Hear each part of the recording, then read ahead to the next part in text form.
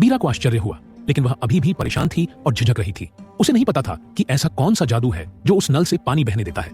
जैसे ही बीरा चैतन्य के करीब पहुंची, चैतन्य ने अचानक सिंक से पानी उसके ऊपर छिड़क दिया, जिससे वह आश्चर्य से चौंक गई। जैसे ही पानी की गर्माहट उसकी त्वचा पर लगी, उसे कुछ एहसास हुआ। यह कोई जादू से बना पानी नहीं था, यह तो सीधे कुएं से निकाला गया पानी था। जल्द ही नौकरानियों की एक पूरी भीड़ चैतन्य के बाथरूम में घुस गई। उनकी आंखें खुली हुई थीं और वे सभी उस अजीब जादुई पानी को देखकर आश्चर्यचकित थे, जो नल नाम की इस चीज से बह रहा था। ये इतनी जल्दी कैसे आ रहा है? एक नौकरानी ने पूछा। क्या कोई इसके पीछे से पानी धकेल रहा है? दूसरी बोली। बीरा ने चैतन्य को घूरते हुए कहा, युवा मास्टर, क्या आपने इसे खुद बनाया है? चैतन्य ने सहमति में सिर हिलाया। कैसे? सबने एक साथ पूछा। उनकी आंखें जिज्ञासा से जल रही थीं। चैतन्य ने बस अपने कंधे उचका दिए। वास्तव में ये कुछ खास नहीं है, मैंने बस ग्रेविटी और प्रेशर का अपने फायदे के लिए इस्तेमाल किया। आसान शब्दों में समझाऊं तो ग्रेविटी के कारण पानी नीचे की ओर बहता है, और अगर आप इसे जोड़ते हैं, चैतन्य ने बताना शुरू किया, इसे ठीक से पाइप करें। फिर उन्होंने उन्हें पानी के दबाव के काम करने के तरीके पर एक छोटा सा उदाहरण देना शुरू किया। बेशक ये सभी शब्द उन्होंने चिंटू के दिए हुए थे। यही वजह थी कि वे इतने ट्रस्ट से भरे हुए लग रहे थे, जैसे उन्हें पता था कि वे क्या कर रहे हैं। हालांकि नौकरानियों को इस बात का बिल्कुल भी अंदाजा नहीं था कि यह सारी नॉलेज चैतन्य को कहां से मिली है। और जब उन्होंने युवा चैतन्य की बातें सुनी तो वे उसकी स्मार्टनेस पर आश्चर्यचकित और हैरान हुए बिना नहीं रह सकी।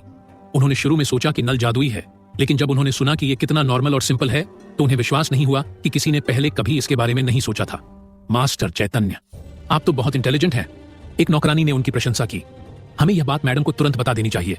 उन्हें यह जानकर बहुत खुशी होगी कि वह न केवल दिखने में बल्कि दिमाग से भी बहुत तेज है। चैतन्य ने अपना हाथ उठाकर उन्हें तुरंत रोक दिया। मैं चाहूंगा कि आप मेरी माँ को उनके घर आने से पहले इस बारे में न बताएं। मैं उनके काम में बाधा नहीं डालना चाहता। चैतन्य हवेली में बिना पाबंदी के अपना काम करने में सक्षम था।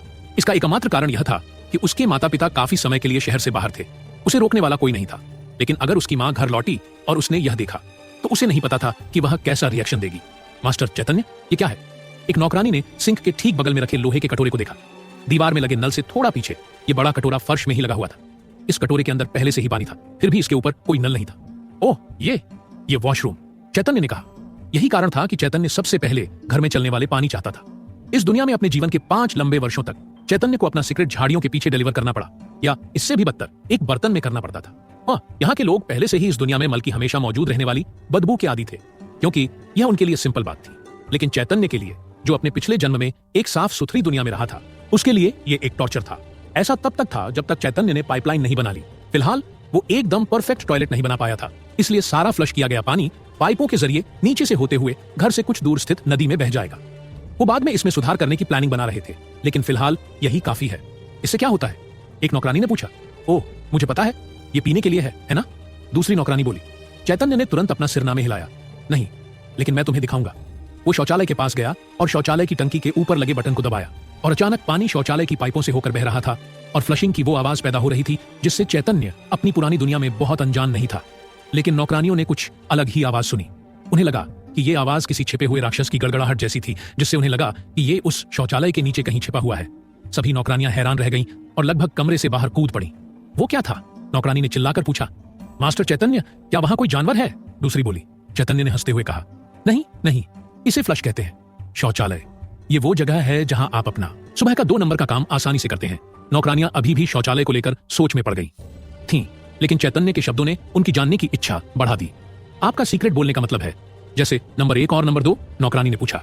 चैतन्य ने सिर हिलाकर बताना शुरू किया। बिल्कुल, आप इस कटोरे में बैठ जाएं और अपना काम करें, और जब आपका काम हो जाए तो आप इस बटन को दबाएं। उसके बाद सारा पानी बाहर निकल जाएगा, साथ ही आपका 2 नंबर भी, और बाद में आप नल में अपने हाथ धोएं। एक बार जब आप ऐसा कर लेते हैं तो आप पूरी तरह से साफ हो जाते हैं। नौकरानियों में से एक के चेहरे पर हैरानी और खुशी दोनों थी। आपके फ्लशिंग करने के बाद ये कहां जाता है? नौकरानी ने पूछा। चैतन्य ने बताया, मैंने पाइपों को हवेली के पास नदी से जोड़ दिया। वे सभी हैरान रह गई, क्योंकि उन्होंने नहीं सोचा था कि ऐसा भी कुछ हो सकता है कि वो इतने आराम से 2 नंबर में जा सकती हैं। घर में हर कोई जो 2 नंबर का काम करता था, वे इसे हाथ से फावड़े से बाहर निकालते और नदी में फेंक देते, जो वाकई बहुत मेहनत वाला और गंदा काम था। इसके बाद भी उनका काम पूरा नहीं होता था। वे घर में शौचालय या गंदे बर्तन साफ करने में भी बहुत सारा पानी और मेहनत खर्च करते थे। लेकिन इस शौचालय के साथ उन्हें ऐसा करने की जरूरत नहीं थी, बल्कि एक बटन दबाने से सब कुछ फ्लश हो जाता था, इसलिए उन्हें अपने हाथ गंदे नहीं करने पड़ते थे। इतना ही नहीं, उन्हें बदबू से भी छुटकारा मिलेगा। ये एक गेम चेंजर है। मैंने इसके बारे में पहले कभी नहीं सुना था। नौकरानी बोली। मास्टर चैतन्य, आपका ये आविष्कार दुनिया की समझ से परे है, और अच्छा भी। पानी का ये अद्भुत काम बहुत अच्छा है। आप तो कुछ जादूगरों से भी अधिक हैरान कर देने वाले हैं। मास्टर चैतन्य, नौकरानियां ने उसकी दिल खोलकर प्रशंसा करने से खुद को रोक नहीं पाई। उन्होंने नल और शौचालय की तारीफ इस तरह कि मानो वे शुद्ध सोने से बने हों। उनमें से कुछ तो नल से बहते आकर्षक पानी से इतने खुश हो गए कि वे खेल खेल में पानी में छप छप करने लगे। हा हा हा, चैतन्य हंसा। जब उसने प्लम्बिंग सिस्टम का काम पूरा किया और वह काम करने लगा तो चैतन्य भी पानी से खेलने लगा। ठीक है, बहुत हो गया। ये तुम लोगों के लिए ठीक नहीं है। हम नौकर हैं और हम मास्टर के साथ ऐसे नहीं खेल सकते। बीरा ने तुरंत जवान नौकरानियों को रोका।